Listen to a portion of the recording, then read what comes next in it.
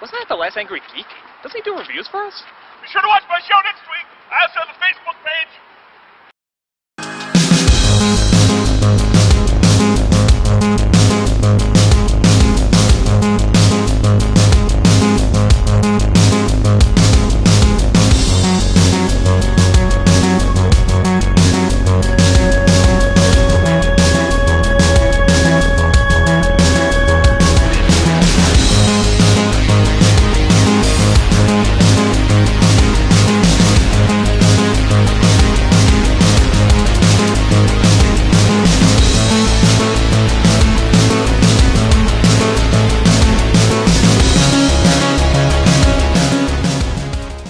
Oh God.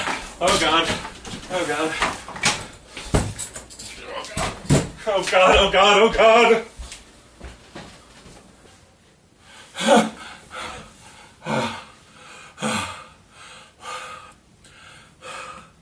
Okay. Okay. I assume I'm the last one left alive, so welcome to Channel Geek. Enjoy the show. Yeah, Channel Geek, that's not bad.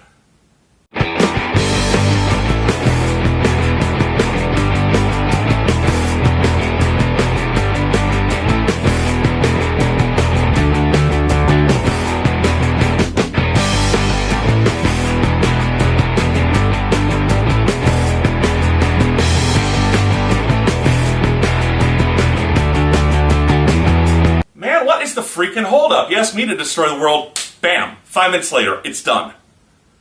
Well, speaking of world destruction, and since I'm wearing these black cloaks, this might be the right time to review Star Wars Legacy War, a 6-issue miniseries that wraps up the Star Wars Legacy storyline. You see, about 2 years ago, they announced the cancellation of Legacy, as Dark Horse Comics was planning to relaunch the entire Star Wars line with new titles.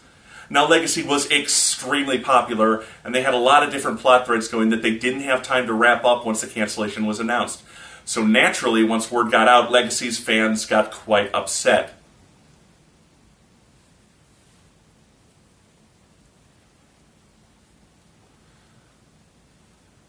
And I could feel their anger.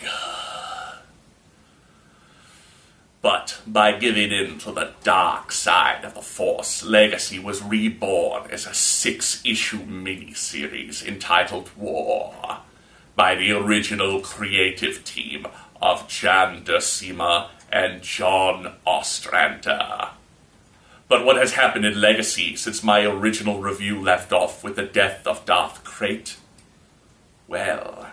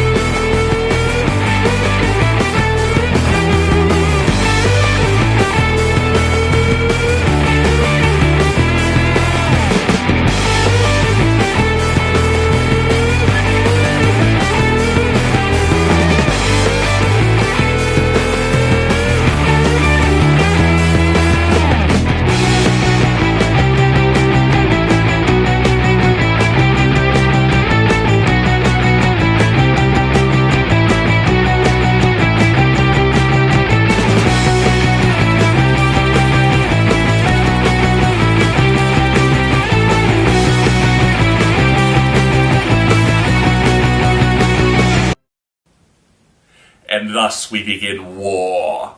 Will Kate Skywalker triumph? Will Darth Krayt reign supreme? Will anyone survive, or will Jan and John wipe them out? All of them. Legacy opens with Krayt making his return to the Empire, as Kate Skywalker continues to delve into the Force, seeking resolution to his conflict with Krayt.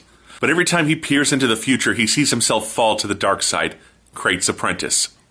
As Weirlock tries to maintain his control of the Sith, who felt Krayt's resurrection in the Force, Imperial Moff Nina Calixte gazes at the holo of her son, Cade Skywalker, and seems to regret the decisions that led her away from Cade and his father, Cole.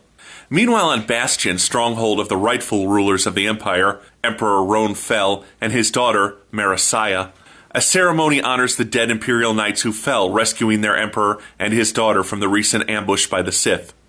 While on Korriban, the Sith homeworld, Imperial Knight Antares Draco is tortured by his former master turned Sith Lord, Havoc. With all the pieces in place, Krayt arrives on Coruscant with his hands, Nil and Talon. Backed by his genetically engineered Sith soldiers, he confronts Weirlock in the Imperial throne room. A fight between the two Sith Lord ensues, and the brutal combat ends with Weirlock fooled by an illusion. He is no match for Krayt. Reborn without the alien implants that previously crippled him, he is stronger than ever. Krayt tells his acolytes that only through the pain of death and rebirth can the universe finally find peace. It's time for war. War. What is it good for? Absolutely nothing!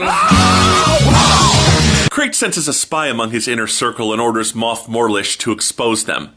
Nina, the actual spy, decides her time among the Sith is over and makes contact with her son, Cade, who, along with his former master, Wolf, and pirate crewmates Delia Blue and Jariah Sin, is aiding the Republic fleet in liberating the planet Faline. Cade and Morgan agree to meet up later. As another planet falls to the Sith, Emperor Fel laments his inability to hold territories or gain momentum in this war. His advisor, Hogram Chulk, lets him know that a patrol captured an interesting prisoner, Darth Malady, the Sith poisoner. Malady claims she's afraid to return to Krayt after Cade erased parts of her mind. Krayt would no doubt sense her past disloyalty and execute her. She offers Fel a super poison that can kill the population of entire planets in exchange for Cade's death. Although tempted, Fel refuses, lest he become as terrible as the Sith. Hogram is revealed to be a spy for Morlish and outs Nina as Roan Fel's contact in the Sith Empire. Morlish confronts his girlfriend as she's packing to leave and offers her a glass of wine, claiming to have found the true spy. Nina collapses, poisoned by the wine, and a fight ensues with Morlish kicking Nina off a balcony. Just as Nina's daughter and Cade's half-sister Gunnar decides to tell her father that she has learned Nina and Morgan are one and the same, she enters his office to find Morlish informing them of Nina's death. Antares Draco, captured Imperial Knight, is forced to relive the day his master murdered Princess Marasiah's mother. Darth Havoc claims to have recaptured Marasiah and threatens to kill her, causing Antares to break under torture and reveal to Havoc that the Jedi have a hidden temple. The Sith prepare for an attack as Krayt reveals his plans to kill and resurrect Cade, driving him to the dark side. There is only one thing I fear more than the Sith. Zombie Sith. On the space station called the Wheel, Morgan arrives out of disguise and is almost killed by Jariah. She survived her fall, but is dying from the poisoned wine. Alone, Cade reveals that he has no love to draw upon, so he can't heal her unless he taps into the dark side. As she starts to slip away, the ghost of Cole Skywalker, Cade's father, asks his son to use his love for Cole to heal Morgan. Cade does as his father asks and heals her, letting go of the anger he's carried for her abandoning him and for the part she played in the Jedi massacre. Talon approaches Cade and company and tells him she left a gift to the Mynock, Cade's ship. They find Antares Draco trapped in carbonite. Defrosted, he tells them of his betrayal of the Jedi Temple. The Mynock arrives on Tavis, home of the Temple, and Cade encourages the Jedi, Imperials, and Republic to combine forces. While the Jedi hide in the natural caves of the planet, the Imperial and Republic fleets will come in behind the Sith Empire and wipe them out. The Sith arrive and begin a ground and air assault on the Temple. As Imperial Knights and Jedi fight off the ground assault, Krayt deploys his Sith troopers. This new fleet of fighters decimates the Republic and Imperial armadas. With no choice left, the Jedi retreat, revealing the Temple to be submerged spaceships. Ordered to shoot down a ship of Jedi children, Gunnar instead kills her Sith commander and announces her defection to the Imperials. Her father and his Star Destroyer follow suit, after killing his own Sith overseer, of course. Fighting side by side with his uncle Bantha, Cade sees a Sith fighter go into a suicide dive, and Bantha propels him out of the building before it's incinerated in the collision. Cade gets picked up, and then he and Morgan fight off a pair of Sith troopers before he taps into the dark side to stun one for study. As Cade grieves for his uncle, Roan Fel, irate at the loss of his fleet and fearful that the Sith troopers will turn things to the Sith's favor, agrees to Malady's terms. Fel will unleash Malady's poison on Coruscant, wiping out the Sith and all other inhabitants. as the Imperials study the Sith Trooper, revealing that they are implanted with cybernetics and brainwashed to obey Crate from birth. Morgan presents herself to Gunnar and her father, revealing that it was, in fact, Nina Calixte who was the fabrication. A small contingent of Jedi and Imperial Knights join Cade to disable Coruscant's orbital defenses for what they've been told is a retaliatory strike. Cade succeeds in disabling the defenses, and as the joint fleet arrives in orbit, he leaves to confront Crate. Morgan sneaks away and kills Morlish, revenge for his earlier attempt on her life. After one of his Star Destroyers is blown up, Fel goes to Malady and retrieves the planet killer. But left alone, Malady reveals that she's been working under Crate's orders. As the Knights and Jedi fight off the Sith, Cade confronts Darth Talon. As they duel, Cade watches his master Wolf join the Force after he and Darth Strife deal each other mortal wounds. Havoc? Strife? Talon? These Darths aren't even trying. In my day, a Darth's name was imaginative and terrifying, like Sidious or Vader. Or my master's name, Darth Irritable Bowel Syndrome. You learn to watch your step around him. In his throne room, Crate is met by a beaten Talon who is flung into a wall by Cade. The two mortal enemies quickly come to blows as Fel begins his plan to destroy Coruscant. Forcing back his daughter and oldest friend, he's gripped in a righteousness that will see the galaxy burn rather than let the Sith have it. Antares realizes that blind loyalty will not make up for his mistakes and confronts his Emperor. As this pair duels, we cut back to Crate electrocuting Skywalker. As Cade is hit by a vision that his serving Crate will lead to the galaxy falling to the Sith, Crate reveals Malady's poison will kill everyone on the planet but the Sith. With this knowledge, Cade finally accepts his place in the galaxy, and with a dead certainty, kills Darth Crate. Feeling Crate's death in the Force, Fel still will not call off his poisoning, and Antares strikes him down, fulfilling his oath to the Imperial Knights to serve the Emperor for as long as the Emperor serves the light side of the Force. With Crate dead, Nil orders the destruction of the Sith troopers and has the Sith retreat from Coruscant. Cade has a final encounter with Morgan. He can feel Crate trying to return to life and must destroy his body. Understanding that Cade thinks this is a one-way trip, Morgan gives her son her cherished holo pendant of them with Cole. She then proves she's a schemer to the end, and calls Jiraiya and Blue, telling them that there's a tracer in the pendant and they need to get to Cade before he kills himself.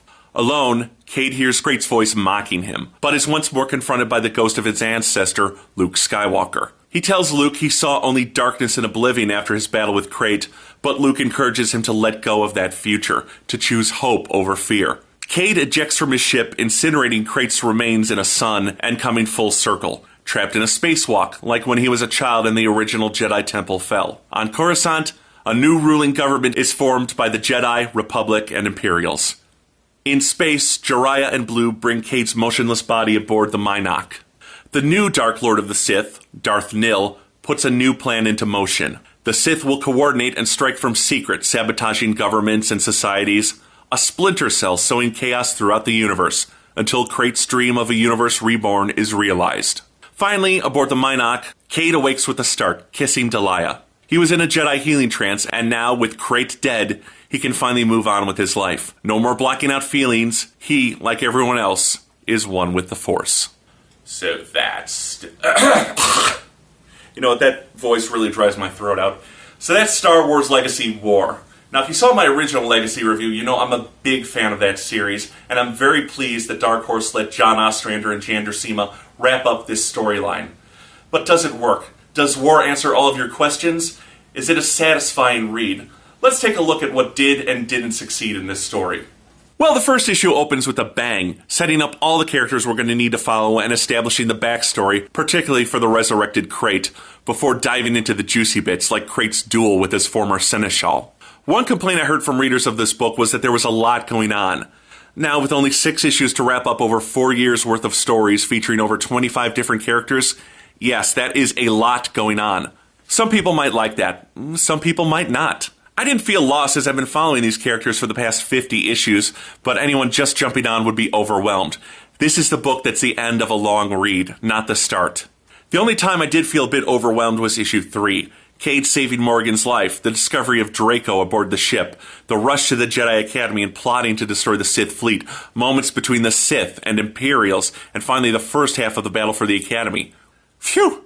It's a lot to take in, but fortunately the other issues control the pace better. I also kind of feel that Nina should have died. Not that Cade not saving her was right for his character, but after all the bad things she's done in this book, it seemed right that she finally pays some sort of penalty for that. But looking back at it, this book is about redemption. Not just Cade's, but Morgan's, as she has a chance to be honest with her family and act out of love instead of self-preservation. Also, Antares, who seeks redemption in the eyes of those he serves, but ultimately realizes he has to redeem himself in his own eyes. And of course, Cade seeks redemption. I felt that for their climactic end battle, the fight between Crate and Cade was over pretty quick. I was disappointed, but then I realized the real story of Legacy was not about Cade and Crate, but rather Cade's attempts to avoid and embrace his destiny. That battle is finally won when he lets go of the battle with Crate. As I said, there's a sense of coming full circle with that spacewalk. He's back to before the fall of Ossus emotionally. No more need for revenge against the Sith as their leader is now dead. No more avoiding his connection to the Force because the Jedi aren't being hunted. Cade achieves an inner peace, and that was the final battle against himself and his self-destructive tendencies. The deaths that occurred were significant, but I couldn't help notice it was older men, well, aliens and humans, who did the dying. It seemed like the women and younger males were all safe. I also felt a few characters were underused. Like Aslan Ray, Cade's ex-girlfriend whom he forced into life support rather than let die. She has a lot of anger towards Cade and unresolved feelings for him, but she ends up in the background of this miniseries. Jiraiya and Delia are also placed in the background, never having anything significant to do until they rescue Cade at the end. They're good supporting characters and Cade's sounding board, but he's pretty determined in this series, so he has no real need for them. Also, R2-D2 did nothing in this series or the previous one. He just appears in the foreground of the Mynock interior shots.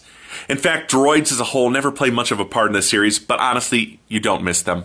Hey, who knew that a sequel to a sequel could be so good? I didn't mention the art because, honestly, I feel like I covered that in the first Legacy review. Suffice to say, Jander Seema was born for this book. Her art is amazing and ranges from the starship dogfights to the up-close and personal lightsaber battles that are a hallmark of the Star Wars series. And never once does anything look out of place. John Ostrander tells an amazing story of redemption and ends the Legacy story with a bang, rather than the whimper of the ongoing series when that was canceled. I give Star Wars Legacy War 4 out of 5 stars. There are a few minor problems, like a rushed plot and a few unanswered questions, but overall this is a satisfying way to end one of the best Star Wars comics of all time. I'm the Last Angry Geek, and I'll...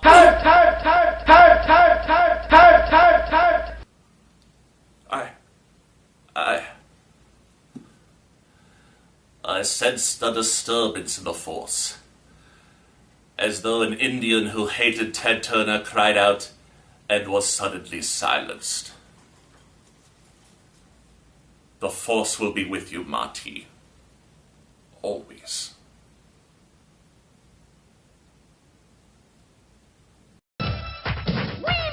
Water! Hot! Go! Planet! By your powers combined, I am Captain Planet!